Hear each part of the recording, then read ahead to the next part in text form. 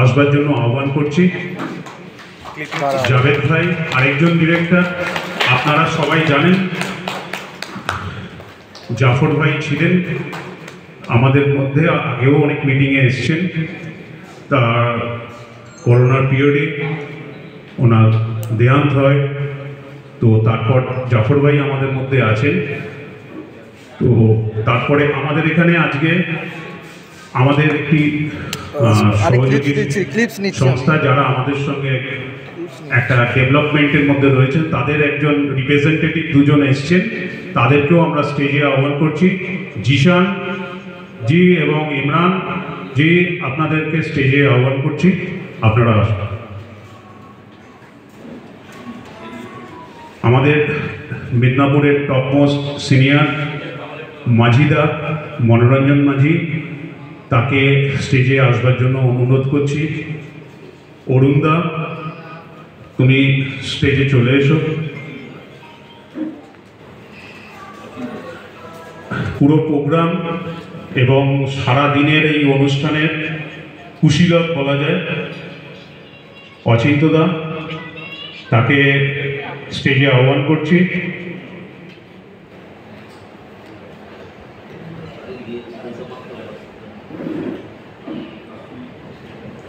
মানুষ যেখানে থাকো এখানে চলে এসো, চলে ঠিক আছে। আর কেউ নেই তো? তাহলে আমরা কি অনুষ্ঠান শুরু করতে পারি? তো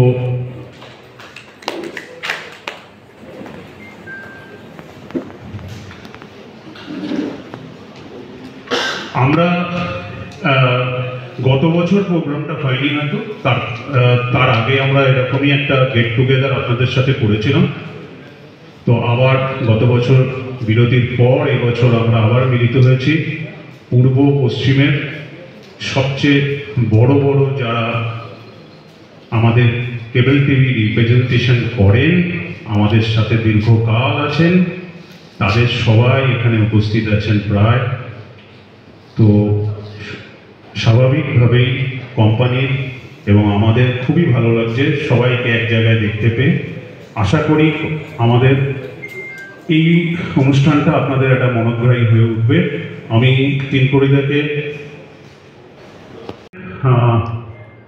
অনুষ্ঠান সূচিটা ঠিক সংক্ষিপ্ত। এখানে তো আমরা বেসিক্যালি এসছি গেট টুগেদারের অবজেক্টিভ নিয়ে এবং সামনের দিনে আমাদের কি লক্ষ্য, আমরা কিভাবে এগোবো, সেই জিনিসটা কোম্পানির টপমোস্ট সিনিয়র তিনকড়িদার নিশ্চয়ই বলবেন আপনাদের সামনে। এটাই মেন লক্ষ্য, মানে কথা বলতে বলতে আনন্দের ফাঁকে কিছু ইনফরমেশন শেয়ার করা এবং আমরা কামিং ডেজগুলোতে কীভাবে এগোবো সেটাই।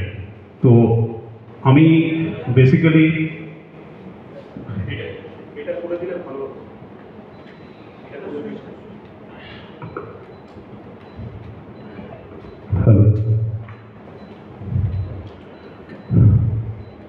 বয়োজ্যেষ্ঠ যারা এখানে আছেন, তারা উপস্থিত সবাইকে আমার আন্তরিক প্রণাম, শ্রদ্ধা। সমবয়স্ক এবং কনিষ্ঠ যারা আছেন, আন্তরিক শুভেচ্ছা, অফুরন্ত ভালোবাসা এবং শুভকামনা, যাতে সবাই মিলে আমরা সামনের দিনটা এগিয়ে যেতে পারি।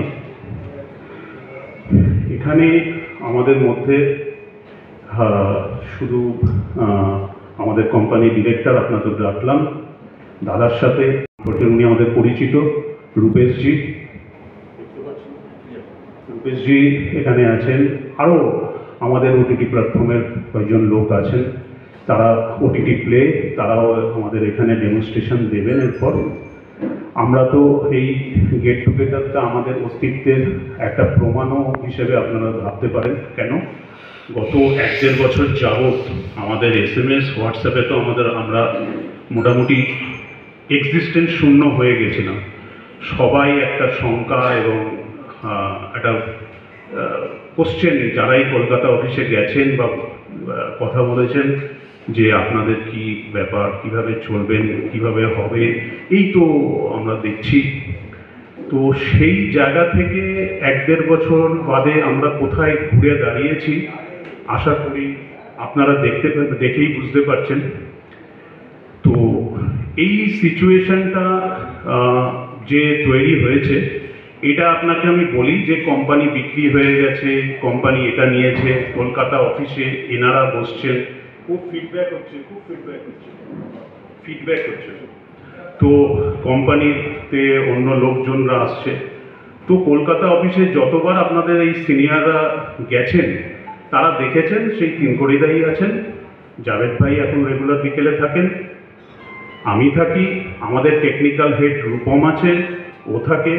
পরিবর্তন 1-1.5 বছরে আপনারা কিন্তু আপনাদের চোখে হয়নি, হোয়াটসঅ্যাপ SMS-এ হয়তো পরিবর্তন অনেক কিছু দেখতে পেয়েছেন, প্র্যাকটিক্যাল গ্রাউন্ডে আমাদের কিন্তু পরিবর্তন কিছু নেই। কোম্পানি যেরকম ছিল অবিকল সেরকম আছে।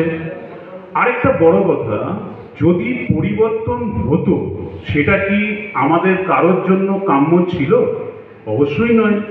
আমাদের ইন্ডাস্ট্রির জন্য আপনারা খুব ভালো করে জানেন, একটা ছাতার তলায় আমরা সবাই যদি চলে যাই তাহলে এই অপারেটরদের কদর, যারা এই 35-40 বছর বিজনেসটাকে আজকে এই জায়গাটায় নিয়ে গেলেন, তাদের মান সম্মান, যোগ্য পারিশ্রমিক, যোগ্যতা নন জিও প্ল্যাটফর্মের বাইরে, জিও প্ল্যাটফর্মের বাইরে নন জিও প্ল্যাটফর্মে একমাত্র অস্তিত্ব আমরা রেখে চলছি। আমাদের পতন মানে অপারেটরস ফেটার্নিটির পতন, এটা আপনাদের সবাই অবগত আছেন।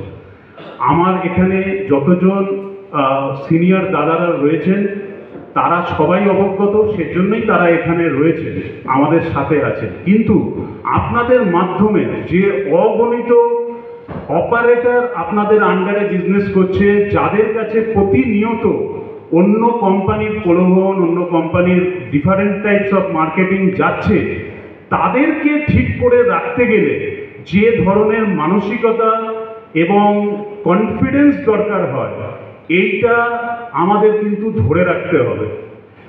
এই ঘরের মধ্যে যতজন আমরা উপস্থিত আছি, একটি মানুষ আছে তার জীবনে প্রবলেম আসেনি, আপস অ্যান্ড ডাউন আসেনি।